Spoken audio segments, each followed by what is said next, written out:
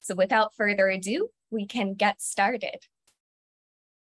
Professor Yu, would you mind starting us off and telling us what is generative AI? Okay, so basically, generative AI use data-intensive AI capability like deep learning and neural network to recognize underlying pattern in different types of books, articles, photos, drawing, and paintings gathered from a massive collection of digital sources. Based on keyword prompts, generative AI platform can then mimic these sources to produce fanciful story and picture of their own.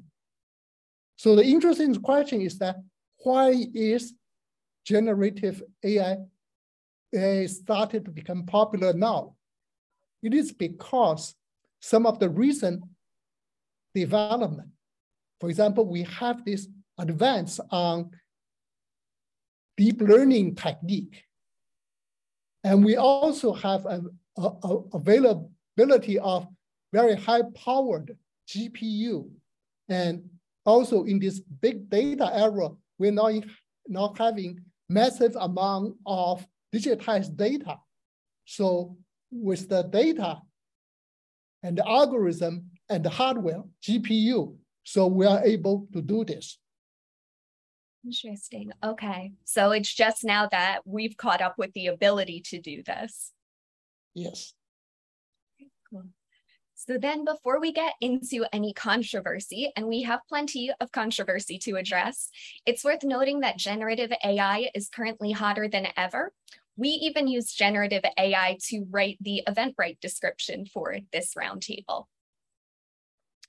More importantly, though, investors are pouring tremendous amounts of money into generative AI technologies. Multiple startups have recently raised over $100 million in their seed and Series A funding, achieving the coveted unicorn status. And for those of you who don't know, a unicorn is a startup that's valued at $1 billion or more.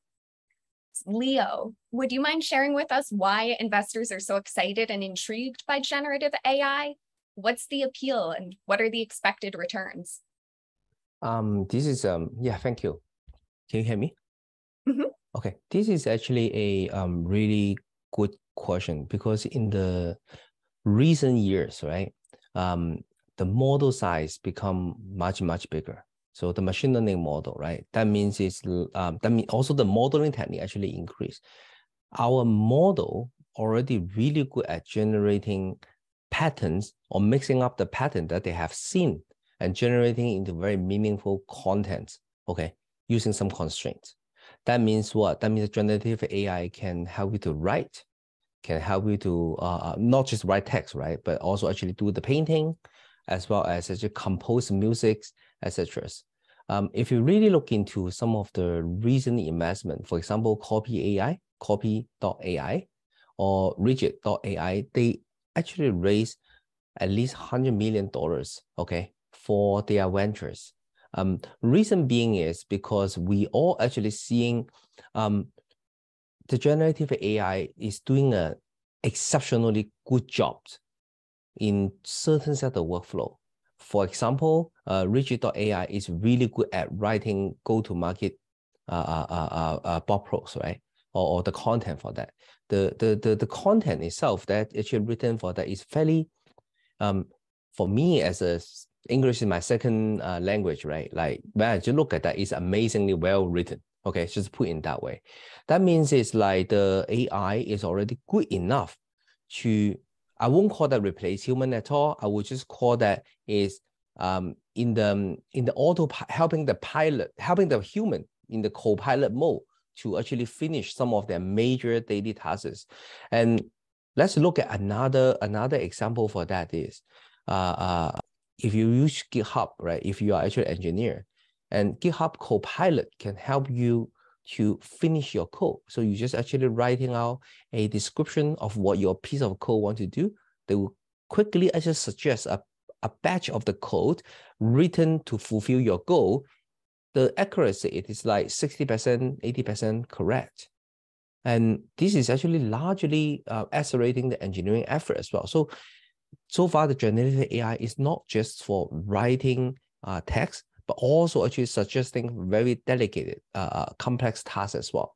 And for now, that's why so many VC actually flush into this particular area, because all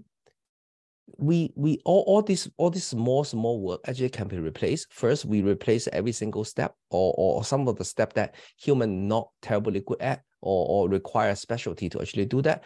And then if each of the step can be replaceable, and we will have an end-to-end whole UI or AI automations, right? If you really think about this is actually huge. When you talk about early investment, how much investment return for this one, it is very hard to answer for this.